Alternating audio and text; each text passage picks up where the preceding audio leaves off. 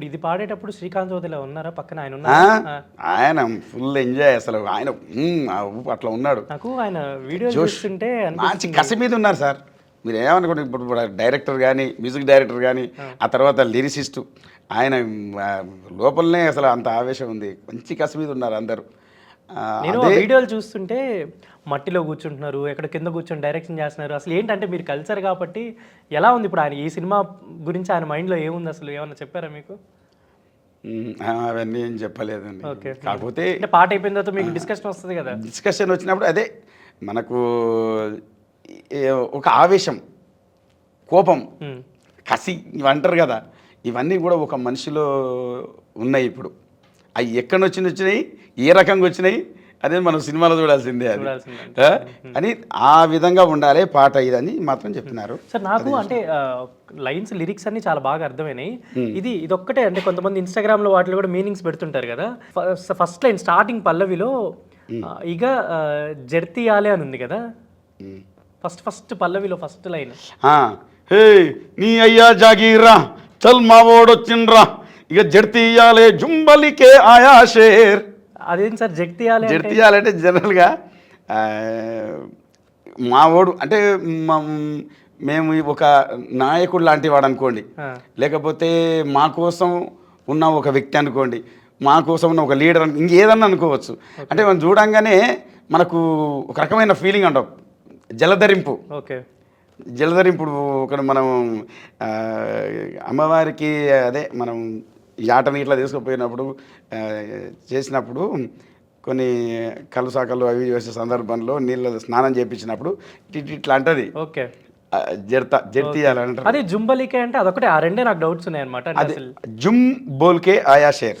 Okay, అది వాస్తవానికి జుమ్ బోల్కే ఆయా షేర్ ఓకే అంటే అదనమాట. అంటే దాని జుంబలికే అయింది అది. అంటే ఒక గాండ్రింపుతో వస్తుందిరా షేర్, మనమందరం కూడా జలధరింపుతో ఉండాలి, మనం ఆయన ఆహ్వానించుకోవాలని వాళ్ళు పాడుతున్నారు. ఒకసారి పల్లవి ఒకసారి పాడితే నేను హే నీ అయ్యా జాగీరా చల్ మా ఓడొచ్చిండ్రా ఇక జర్తీయాలే జుంబలికే ఆయా షేర్. హే ఏ డర్కా సుల్తానే మా గర్కా సైతానే చల్ షికార్ జయ్యా జుంబలికే ఆయా షేర్. పచ్చబొట్టు గాయమిది ఆయా షేర్, గుంజుకునే న్యాయమిది ఆయా షేర్, బూడిదలా గడ్డ ఇది ఆయా షేర్, మాతో రాయబడ్డా కథే ఇది ఆయా షేర్. జడలురో హడలురో దడలురో తొడుతరో తొడలురో తీస్తరో తోలురో, సవారీకి దొరుకు బిడ్డ శివాలే లేస్తాయి బిడ్డ, పేగులు తీసి మెడల చేసి ఆడుతాం బిడ్డ. నాకు గూస్ బంప్స్ వచ్చేస్తున్నాయి సార్. నేను ఇది సాంగ్ అనౌన్స్మెంట్ అంటే ఈ సినిమా గ్లిమ్స్ అనౌన్స్మెంట్ అప్పుడు ఒక మ్యూజిక్ వేశారు. అప్పటి నుంచి పాట వచ్చేంత వరకు చాలా వెయిట్ చేశాను అనమాట. పాట వచ్చాక అసలు ఇంకా నాకు తెలిసి ఇంకా తొందరగా సినిమా చూడాలేమో నాకు తెలిసి ఈ పాట కోసమే అన్నట్టు అనిపిస్తుంది. అండ్ చాలా ఎలివేట్ చేశారు సార్. అంటే నాకు తెలిసి అంటే నిన్న అనిరుద్ధ్ గారు ఒక తమిళ ఇంటర్వ్యూలో మాట్లాడారనమాట. సార్ చాలా మంచి పాట ఇచ్చారు సార్, అసలు ఫుల్ వైబ్ అవుతున్నారు, ఎక్కడ చూసినా కూడా ఈవెన్ తమిళ వాళ్ళు కూడా వింటున్నారు పాట, తెలుగు పాట వింటున్నారు. అంటే ఆయన ఏమన్నారంటే అనిరుద్ధ్ గారు నాదేం లేదండి, నేను నార్మల్గా చేశాను, ఎప్పుడు చేసేట్టు చేశాను, కానీ అక్కడ సింగర్ చాలా రూటెడ్ ఫోక్ సింగర్ అవడం వల్ల వాయిస్ మంచిగా వచ్చింది, ప్లస్ లిరిక్స్ కూడా చాలా బాగున్నాయని చెప్పారు అన్నమాట. ఏంటి దానికి మీరేమంటే అందులో ప్రతి పదానికి ఒక ఆవేశం ఉంది, ప్రతి పదంలోనూ ఉంది ఆవేశం. మొత్తం పాట మొత్తంలో ప్రతి దాంట్లో మీరు గమనించండి ఎట్లా అసలు నువ్వు ఏది తీసుకున్నా నీది ఎక్కడ కూడా ఏదో మెలోడీ పాడాలని అని లేకపోతే వేరే దగ్గర నుంచి స్లోగా పాడాలని కానీ ఏది లేదు. ప్రతి జడలుర్రో హడలుర్రో అట్లా అసలు ఒక్కొక్క వర్డ్ నువ్వు ఏది తీసుకున్నా అంతే. నాకు అంటే మామూలుగా ఆవేశం వస్తుంది ఆ వర్డింగ్లోనే, అంత ఉంది బ్రహ్మాండంగా రాసిండు కాసర్ల శ్యామ్ గారు. పాట వింటున్నప్పుడు ఇప్పుడు గోరెటి వెంకన్న గారు పాడుతుంటారు, ఆ రెబలిజం వచ్చేసిందని అనిపించింది. నిజంగా వెరీ హ్యాపీ మీకు ఇలాంటి ఒక మంచి పాట పాడడం. అది కూడా అది ఇప్పుడు మనం పాట దగ్గర ఇవన్నీ మనం ఉద్యమంలో చాలా వేదిక మీద ఎన్నో రకాల మనం పాటలు పాడిన వాళ్ళం, మంచి ఎగురుతూ దుంకుతూ అన్నీ దుమ్దాం లాంటి వేదికలు ఎట్టుంటాయి మీకు తెలియదు, అన్నీ వాడుకున్న వాళ్ళు ఆ లింకప్లో ఉంది ఈ సాంగ్. అదే కాబట్టి నాకు ఈజీగా నేను పాడగలిగినాను. అండ్ మీ ఈ పాట వచ్చిన తర్వాత లింక్స్ కూడా కనిపెడుతున్నారు అనమాట. అంటే మొలతాడు లేను అని రాయడం, మాలిక్నే బొంద పెడతాం మాలిక్నైనా కూడా అని చెప్పి అంతే ఎవరైతే వీళ్ళను ఇబ్బంది పెట్టినాడో అదే అదంతా చూస్తా మోహన్ బాబు గారు అని చెప్పని వేస్తున్నారు అందరూ.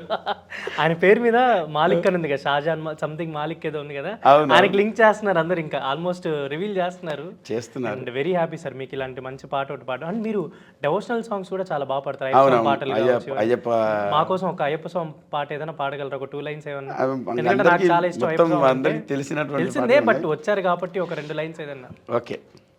అయ్యా నిన్ను మరువను అయ్యప్ప నిన్ను మరువను, అయ్యా నిన్ను మరువను అయ్యప్ప నిన్ను మరువను, అయ్యా నిన్ను మరువనయ్యా, అయ్యా నిన్ను మరువనయ్యా, సావి నిన్ను మరువనయ్యా, మణికంఠ నిన్ను మరువనయ్యా, అయ్యా నిన్ను మరువను అయ్యప్ప నిన్ను మరువను. ఇదొక పాట. నా ప్రాణం నీవేనయ్యా, నా సర్వం నీవేనయ్యా, నా చిన్ని మణికంఠ స్వామి, నా చిన్నారి మణికంఠ స్వామి. ఇదొకటి. మరి మీ అందరికి వినాయక చవితులు వచ్చినాయంటే మీ అందరు ఇంటనే ఉంటారు. బుజ్జి బుజ్జి గణపయ్య బొజ్జ గణపయ్య, శరణు గణేశ శరణాలయ్య, ముజ్జగారు ఏలే కన్నెమూల గణపయ్య, శరణు గణేశ శరణాలయ్య. ఇవన్నీ కూడా మనం పాడినటువంటి పాటలే. Super super sir. And happy sir. అటు ఇప్పుడు ఫోక్, ఇటు డివోషనల్. నాకు తెలిసి ఇప్పుడు ఆల్రెడీ శ్రీకాంత్ గారికి ఇంతకుముందు ఒక బిట్ పాడారు, ఇప్పుడు ఏమో ఫుల్ సాంగ్ పాడారు కాబట్టి నెక్స్ట్ ఆయన సినిమాలో కూడా మీ పాట ఎక్స్పెక్ట్ చేయొచ్చు అని అనుకుంటున్నాను నేనైతే. చెప్పలేము మనము, ఇంకా సరే మన కష్టం మనం పడుకుంటూ పోదాము. అది ఇంకా తర్వాత మేము అంటే మీకు తెలిసినంత వరకు ఇప్పుడు ఎలాగో శ్యామ్ గారు నాకు తెలిసి మిగతా పాటలు కూడా రాస్తుంటారు కాబట్టి, మ్యూజిక్ డైరెక్టర్తో కూడా మీరు వెళ్ళి వర్క్ చేస్తున్నారు కాబట్టి, శ్రీకాంత్ గారితో టచ్లో ఉన్నారు కాబట్టి, పారడైజ్ సినిమా గురించి మేమేమైనా ఎక్స్పెక్ట్ చేయొచ్చా? అంటే మీకేమైనా వాళ్ళు చెప్పిన దాంట్లో మేమేమైనా ఎక్స్పెక్ట్ చేయొచ్చా సినిమా గురించి? అమ్మ సినిమా నాకు ఏంటి ఈ పాట వరకు మనం ఎవరైనా చెప్పగలుగుతాం. పాట చూసినప్పుడు మీకేమనిపించింది ఓవరాల్ మీరు పాడేసి వచ్చిన తర్వాత? కానీ సినిమా మాత్రం మామూలుగా ఉండబోదండి.